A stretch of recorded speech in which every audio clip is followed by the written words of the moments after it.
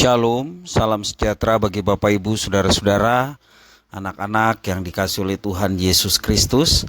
Jumpa kembali bersama saya Pendeta Eka di dalam renungan firman Tuhan pada hari ini, hari Senin 15 Januari 2024.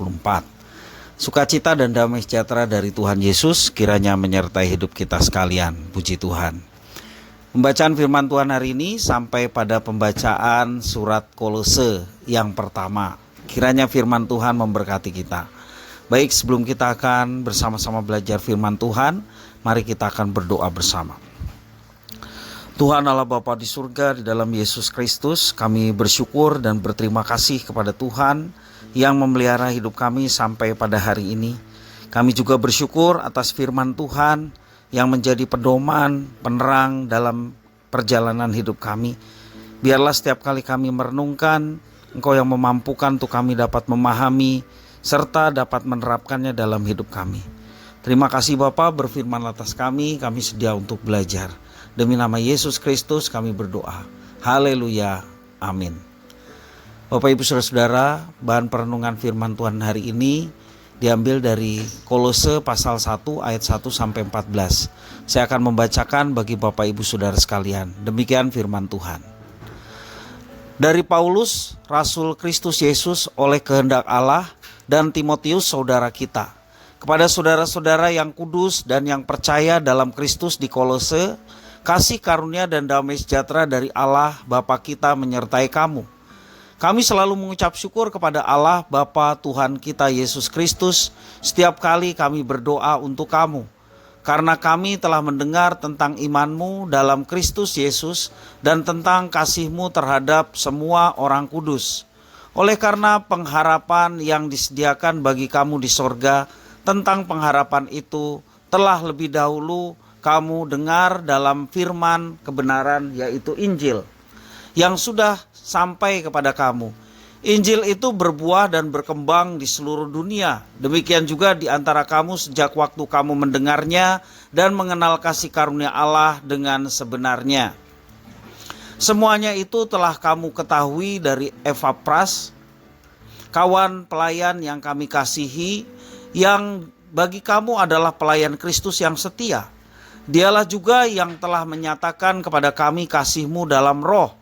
Sebab itu sejak waktu kami mendengarnya, kami tiada berhenti-henti berdoa untuk kamu. Kami meminta supaya kamu menerima segala hikmat dan pengertian yang benar untuk mengetahui kehendak Tuhan dengan sempurna, sehingga hidupmu layak di hadapannya serta berkenan kepadanya dalam segala hal, dan kamu memberi buah dalam segala pekerjaan yang baik dan bertumbuh dalam pengetahuan yang benar tentang Allah, dan dikuatkan dengan segala kekuatan oleh kuasa kemuliaannya untuk menanggung segala sesuatu dengan tekun dan sabar, dan mengucap syukur dengan sukacita kepada Bapa yang melayakkan kamu untuk mendapat bagian dalam apa yang ditentukan untuk orang-orang kudus di dalam kerajaan terang. Ia telah melepaskan kita dari kuasa kegelapan dan memindahkan kita ke dalam kerajaan anaknya yang kekasih. Di dalam Dia kita memiliki penebusan kita, yaitu pengampunan dosa. Demikian firman Tuhan. Bapak Ibu Saudara-saudara yang dikasihi Tuhan, sebagai orang Kristen ada banyak hal yang dapat membuat kita meninggalkan iman kepada Yesus Kristus. Mungkin ada kesusahan, penderitaan, serta kenyamanan hidup pun bisa merupakan beberapa pemicu orang meninggalkan iman kepada Yesus. Karena itu kita memerlukan topangan agar kuat bertahan dalam menghadapi segala sesuatu. Dengan kesadaran ini Paulus menulis surat kepada jemaat di Kolose meskipun sedang mendekam di penjara. Ia menguatkan jemaat di Kolose. Saat itu mereka sedang bertumbuh dalam iman, namun di saat bersamaan mereka juga harus menghadapi rupa-rupa pengajaran sesat. Sungguh luar biasa, Tuhan bekerja memakai Rasul Paulus dalam pesakitan. Dia tetap bisa menjadi berkat dan memberikan kekuatan kepada jemaat di Kolose untuk senantiasa teguh di dalam iman kepada Yesus dan menghadapi berbagai macam pengajaran sesat dengan iman kepada Kristus yang semakin kuat dan teguh. Di dalam surat Rasul Paulus kepada jemaat di Kolose, Paulus menegaskan bahwa jemaat harus bersyukur kepada Tuhan dalam kondisi dan keadaan mereka, yakni orang-orang tebusan. Paulus dan Timotius tidak berhenti-hentinya berdoa untuk pertumbuhan jemaat, termasuk juga jemaat di Kolose, agar mereka senantiasa mendapatkan hikmat dari Tuhan, pengertian yang benar, dan senantiasa terus mencari dan mengetahui kehendak Tuhan. Dan tentunya melalui ini semua iman mereka semakin diteguhkan, khususnya menghadapi rupa-rupa pengajaran sesat yang muncul di masa itu. Doa adalah nafas kehidupan orang Kristen. Melalui doa Tuhan Allah bekerja secara ajaib dan supranatural. Ya. Paulus memberikan sebuah perspektif mengenai doa. Menurut Paulus, doa bukan sekedar untuk kepentingan diri sendiri. Paulus menunjukkan kepada kita bahwa mendoakan orang lain juga harus mendapat porsi yang besar dalam doa pribadi kita. Sekali lagi, berdoa untuk orang lain atau seringkali kita berkata doa syafaat, itu juga seharusnya mendapat porsi yang besar di dalam setiap doa pribadi kita. Jangan hanya untuk berdoa untuk diri sendiri. Doa adalah sumber kekuatan bagi setiap orang yang percaya kepada Yesus. Karena dengan doa kita dekat dengan Tuhan. Dengan doa kita boleh mendapatkan kekuatan baru setiap harinya. Khusus juga bagi mereka yang saat ini sedang mengalami keguncangan iman. Tentunya melalui doa itu mereka dapat dikuatkan. Dengan pemahaman seperti ini seharusnya kita sebagai orang percaya, orang Kristen semakin sering mendoakan orang lain selain kita mendoakan diri kita sendiri. Sebaiknya kita menghentikan kebiasaan berdoa hanya berfokus pada diri sendiri. Coba kita berpikir untuk orang lain. Tentunya kita ingin setiap doa yang kita panjatkan berkenan kepada Tuhan. Belajar dari Paulus diperkenan Tuhan luar biasa ketika dia bukan hanya mementingkan diri sendiri.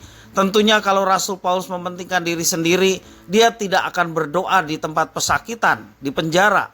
Dia tidak akan berdoa untuk orang lain, tetapi dia akan berdoa untuk dirinya sendiri supaya dia lepas dari pesakitan atau penjara. Yang nyata adalah Paulus dalam suratnya memberikan kesaksian, dia berdoa walaupun di dalam penjara. Artinya dia memikirkan orang lain. Sekali lagi, kita seharusnya lebih sering menyediakan waktu berdoa bagi orang lain. Juga bisa berdoa untuk gembala sidang, bisa berdoa juga untuk misionaris yang melayani pekabaran Injil di tempat-tempat terpencil. Kita juga berdoa untuk anak Tuhan yang sudah lama tidak bergereja dan undur dari persekutuan. Kita juga berdoa untuk pertobatan banyak orang. Mereka yang sedang dalam pergumulan, kita bantu di dalam doa. Dan percayalah ketika kita menyampaikan itu kepada Tuhan, tidak akan pernah menjadi sia-sia. Doa yang kita panjatkan untuk orang lain, Tuhan mendengar. Tuhan yang juga akan mengabulkan, memberikan kekuatan kepada orang yang kita doakan. Ingat, ada 4 orang yang menolong saudaranya untuk disembuhkan oleh Yesus.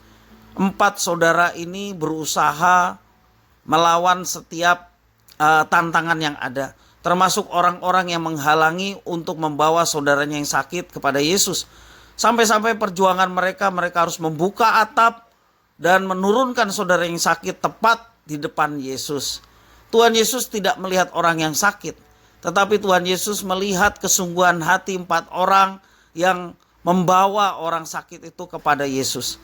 Dan Tuhan menyembuhkan orang yang sakit itu karena iman dari 4 orang yang menolong saudaranya sakit. Tentunya ketika kita membawa saudara-saudara kita kepada Kristus di dalam doa dengan penuh iman, tidak akan menjadi sia-sia. Boleh menjadi mujizat bagi orang yang kita doakan, sehingga dia sembuh dari sakit penyakit ketika kita mendoakan kesembuhan. Ataupun mereka sedang dalam pergumulan, Tuhan menolong supaya mereka terlepas dari segala pergumulan dan mendapatkan jalan keluar. Tentunya sekali lagi doa yang kita panjatkan tidak akan pernah menjadi sia-sia. Mari kita mencontoh Rasul Paulus, yaitu mendoakan jemaat agar kuat dalam menjalani kehidupan untuk tetap beriman kepada Kristus. Di dalam doa kita tidak hanya berfokus pada kenyamanan diri kita saja, tetapi juga penderitaan atau kesusahan hidup orang lain. Mari kita memohon kepada Tuhan dan terus belajar untuk juga bisa memperhatikan orang lain di dalam doa-doa kita. Dan tentunya ini boleh menumbuhkan iman dalam diri kita sendiri yang juga turut mendoakan orang lain. Dan kita pun turut bersuka cita ketika kita berdoa bagi orang lain, dan itu mendatangkan dampak yang luar biasa. Karena doa kepada Tuhan yang penuh kuasa, Dia bisa bekerja melampaui segala akal dan pikiran kita. Bahkan mujizatnya boleh dinyatakan untuk kemuliaannya. Kiranya firman Tuhan ini boleh memberkati kita sekalian. Mari kita bersyukur dan berdoa. Terima kasih ya Tuhan atas firman-Mu. Berkenan Engkau memampukan kami untuk menjadi pelaku firman di dalam setiap kehidupan doa kami kepada Tuhan. Kami senantiasa juga belajar untuk mendoakan orang lain. Dan firman hari ini mengajarkan demikian. Sehingga nama Tuhan dimuliakan ketika kami boleh saling memperhatikan sesama kami, baik di dalam tubuh Kristus maupun orang yang di luar, sehingga kami boleh menjadi alat Tuhan untuk mendoakan mereka. Dan kami percaya bahwa apa yang kami sampaikan kepada Tuhan di dalam doa, Engkau berkenan mendengar dan akan menyatakan jawaban yang terbaik. Terima kasih ya Tuhan. Inilah doa permohonan ucapan syukur kami. Semuanya kami naikkan demi nama Yesus Kristus, Tuhan dan Juru Selamat kami. Haleluya. Amin.